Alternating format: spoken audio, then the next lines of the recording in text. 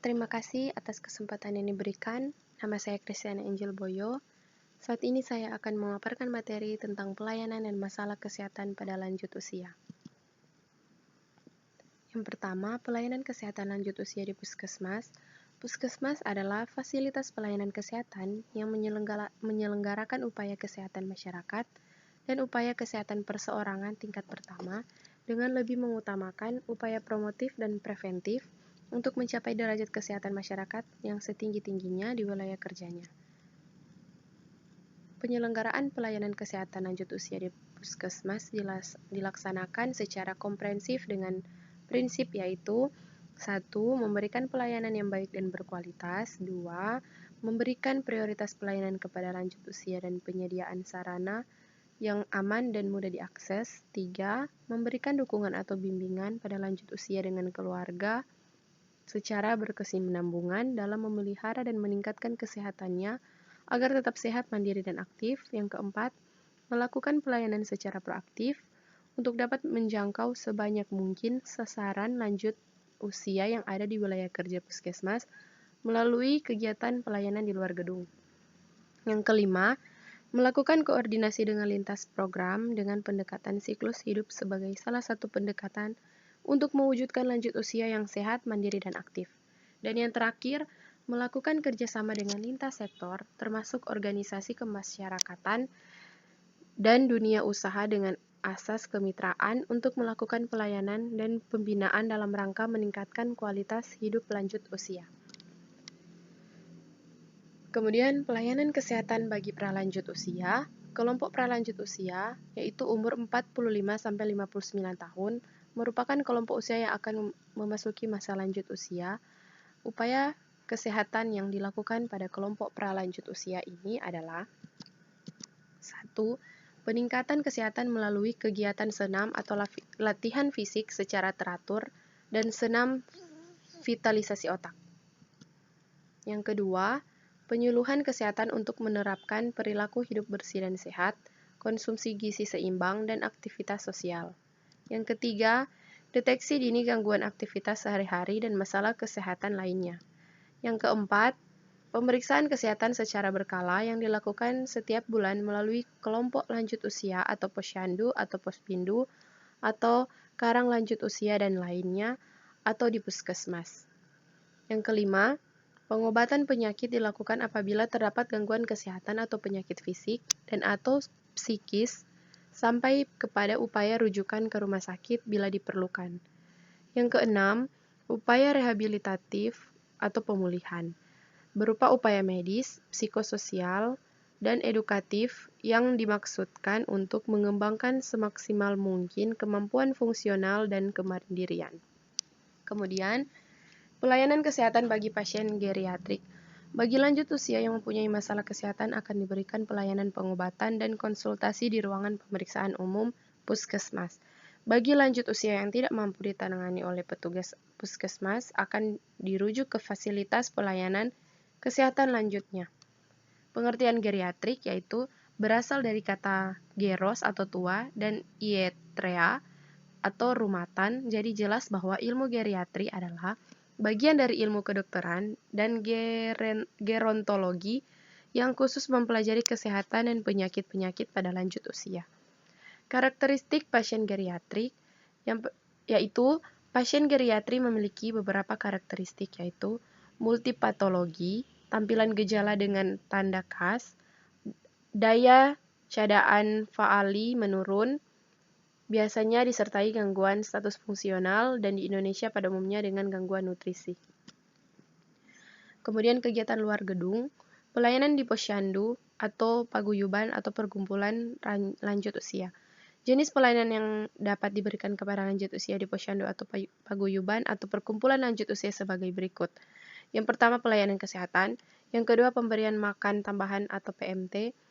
Kemudian penyuluhan sebagai contoh menu makanan dengan memperhatikan aspek kesehatan dan gizi lanjut usia, serta menggunakan bahan makanan yang berasal dari daerah tersebut.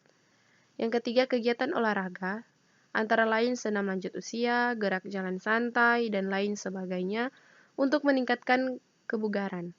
Yang keempat, kegiatan non-kesehatan di bawah bimbingan sektor lain. Perawatan lanjut usia di rumah atau home care. Yang pertama, pelayanan ruang lingkup keperawatan lanjut usia di rumah.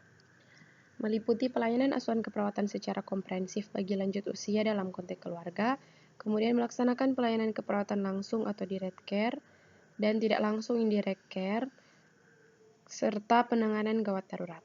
Kemudian ketiga, melaksanakan pendidikan kesehatan bagi lanjut usia dan keluarganya tentang kondisi kesehatan yang dialami lanjut usia dan penanganannya. Kemudian yang terakhir, mengembangkan pemberdayaan lanjut usia, pengasuh dan keluarga dalam rangka meningkatkan kualitas hidup yang lebih baik. Yang kedua, program asuhan keperawatan lanjut usia di rumah bertujuan untuk memberikan pelayanan kesehatan pada pasien lanjut usia yang tidak mampu secara fungsional untuk mandiri di rumah, namun tidak terdapat indikasi untuk dirawat di rumah sakit dan secara teknis sulit untuk berawat jalan di puskesmas. Yang ketiga, kasus prioritas yang perlu dilakukan asuhan keperawatan di rumah antara lain lanjut usia dengan masalah kesehatan, memiliki penyakit degeneratif, penyakit kronis, gangguan fungsi atau perkembangan organ, dan kondisi paliatif. Kemudian ada lanjut usia berisiko tinggi dengan faktor risiko usia atau masalah kesehatan. Kemudian yang keempat, ada proses asuhan keperawatan lanjut usia di rumah. Proses asuhan keperawatan itu meliputi pengkajian biasanya anamnes, menanyakan nama, tempat tanggal lahir, dan sebagainya. Kemudian merumuskan masalah diagnosa keperawatan, kemudian menentukan tindakan atau intervensi keperawatan, kemudian menetapkan tujuan pelayanan keperawatan keluarga dengan lanjut usia di rumah, kemudian menetapkan tujuan pelayanan keperawatan keluarga dengan lanjut usia di rumah. Dan ada pelayanan di panti lanjut usia. Panti lanjut usia atau panti werda atau panti jompo adalah suatu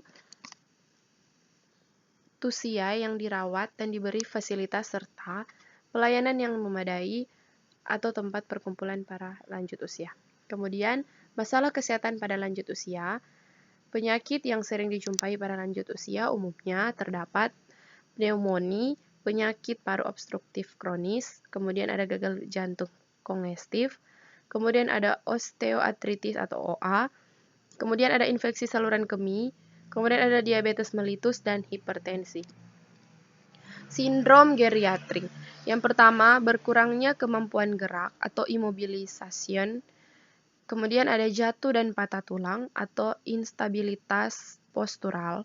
Kemudian ada mengompol atau inkontinensia urin. Kemudian ada infeksi atau infection. Kemudian ada gangguan fungsi indera atau impairment of sense. Kemudian ada kekurangan gizi atau inanition. Kemudian ada masalah akibat tindakan medis atau iatrogenik. Kemudian ada gangguan tidur atau insomnia. Kemudian ada gangguan fungsi kongestif atau intellectual impairment. Kemudian ada isolasi atau isolation. Kemudian ada berkurangnya kemampuan keuangan atau impactunity. Kemudian ada konstipasi atau impaction. Kemudian ada gangguan sistem imun atau imun defisiensi. Kemudian ada gangguan fungsi seksual atau impotence. Ada masalah gizi pada lanjut usia. Yang pertama masalah gizi pada lanjut usia, kemudian kebutuhan energi dan gizi, kemudian ada penata laksanaan masalah gizi lanjut usia, kemudian ada masalah kesehatan mental yang biasanya dijumpai pada lansia yaitu depresi, demensia, delirium, insomnia, gangguan cemas. Masalah kesehatan gigi dan mulut yang sering terjadi pada lanjut usia adalah karies gigi dan karies pada akar gigi. Kemudian ada keausan enamel dan dentition disebabkan proses penuaan atau bruxism. Kemudian ada gingivitis dan periodontitis disebabkan keterbatasan dalam keterampilan membersihkan gigi. Kemudian ada edentulose atau gigi hilang mengakibatkan dukungan pada wajah berkurang sehingga tinggi wajah berkurang, kerutan wajah tampak jelas, wajah tampak lebih tua. Kemudian ada xerostomia atau mulut kering, mengakibatkan karies, halitosis, kandidiasis, penelanan terganggu, dan retensi gigi turunan. Kemudian ada masalah kesehatan reproduksi pada lansia. Yang pertama ada menopause, disebut juga klimakterik atau perubahan hidup, dan merupakan pertanda berakhirnya bagian kehidupan reproduksi pada diri seorang perempuan. Kemudian ada andropause.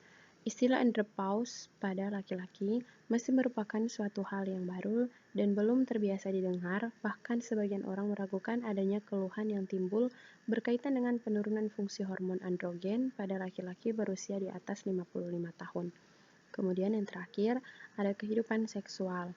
Seks sering dianggap abnormal atau tabu untuk dibicarakan pada masa lanjut usia.